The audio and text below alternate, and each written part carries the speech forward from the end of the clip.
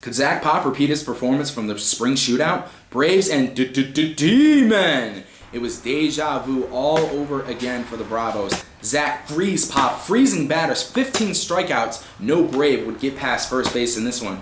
Here, Mike Calvin pops out to right center field. Nick Giordano, first start coming off of that torn ligament injury, cruising through the Dodgers lineup. Here he gets Dan Sakocho, the ground back to the pitcher's mound.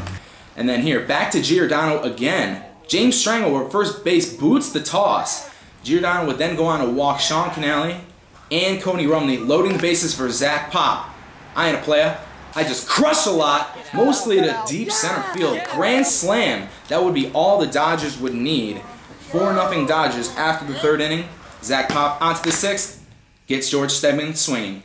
4-0 Dodgers win it. Giordano, good showing in his first start back. 4 runs in 5 innings. But the story of the day, Zach Pop. No-hitter again. 15 strikeouts, only 4 walks. Complete game. Well, Buster's already gone through 2 ups and 2 downs. Pop and the Braves, you just saw it. Because we need to have 3 up, 3 down. Buster, what do you got for us? Apparently Zach Pop is for real. And his 15K, 4-walk, complete game no-hitter of the Braves is simply amazing, and the sole reason I decided to wear this shirt.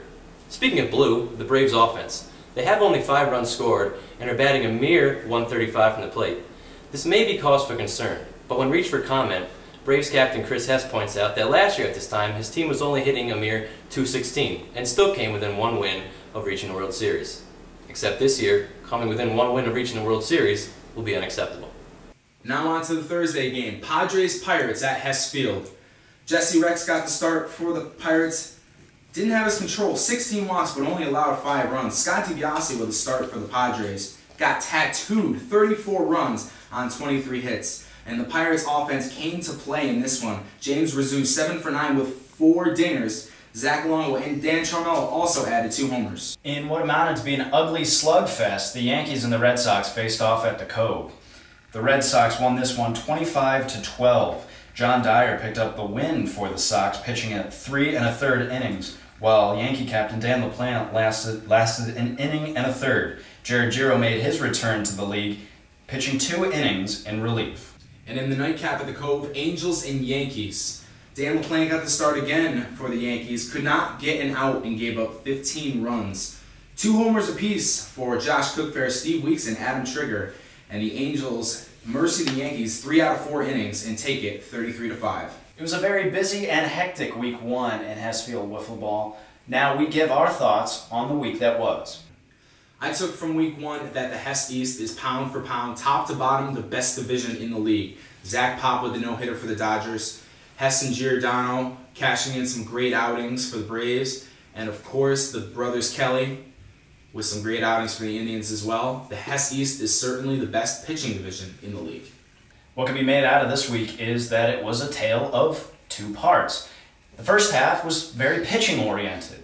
A lot of shutdown pitching by one side. Then the second half was a lot of slugfests. So what does that say about week 2 coming up? I think it's going to be a lot of one-sided matchups, a lot more offense. This week 1 is a sign of things to come for the first half until teams settle in with their pitching and find a way to lock things down. The thing I've taken away most from week 1 is that this league is now chock full of ballers. We're only 10 games in and there's already been 29 home runs hit and already a complete game shutout, no-hitter thrown. Whether it's on the mound or at the plate, there's great athletes and great teams, and hence the great matchups. And I can't wait to see how these next few weeks play out. And now it's that time once again, time for the Wells Fargo Home Mortgage Bet the House predictions for week 2. For my Wells Fargo Home Mortgage Bet the House prediction, the game is going to be an interesting one. Braves-Rays. Both teams have to win. The Rays need to win to stay up there. The Braves, they can't lose anymore if they want to get back into the national rankings. That said, it's going to be a scrappy fight. I'm going to pick the Braves and Chris Hess. And my game to watch in week 2, Tuesday night at the Cove, 5:30, Pirates-Nationals. Can James Rizzo bounce back from that bad start against the Angels? And Greg Fuchs takes them out for the Nationals. I'm going to have to take the Nationals here in a very close game. The matchup I'm most looking forward to in week 2 is part 2 of the Braves and Dodgers. Everyone knows what happened in game 1. It was an instant classic. The Braves are going to have to come up with some way this week to make sure that things are different. Don't be surprised if Chris Hess makes sure that he is that difference. There's a lot of great stuff to watch out for in week 2, but that'll do it for us here tonight on Wiffleball tonight. We'd like to thank T.O. for sitting down with us. For Jay, I'm Nick.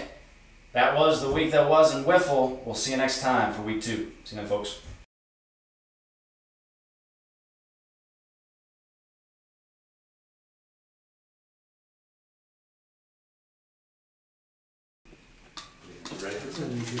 Are you ready for CPD?